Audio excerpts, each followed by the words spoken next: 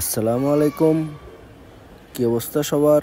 অনেক দিন পর আরেকটা ভিডিও নিয়ে আসলাম। আপনারা অবশ্যই মনোযোগ দিয়ে ভিডিওটা দেখবেন।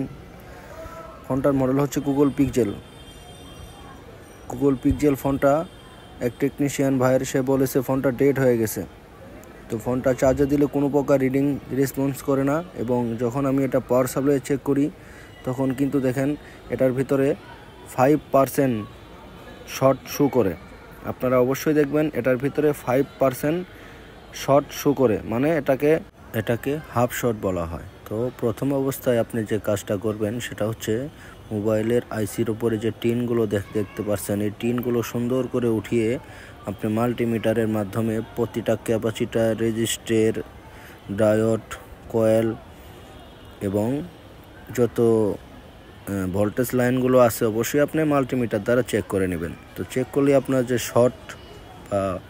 শর্টটা আছে ওটা অবশ্যই ধরা পড়বে। তো যখন ধরা পড়বে, যদি আইসিতে শর্টটা যেয়ে থাকে তাহলে অবশ্যই আপনারা ধোয়া থেরাপি দিয়ে এই শর্টটাকে চেক করবেন। তাহলে এই ভিডিওটা যদি আপনারা পুরোপুরি দেখতে চান আমার ইউটিউব চ্যানেলের সাথেই থাকবেন। তো আমার ইউটিউব চ্যানেলটা ভিডিওর শেষে দেওয়া থাকবে, তারা অবশ্যই গিয়ে ফুল ভিডিওটা দেখে আসবেন।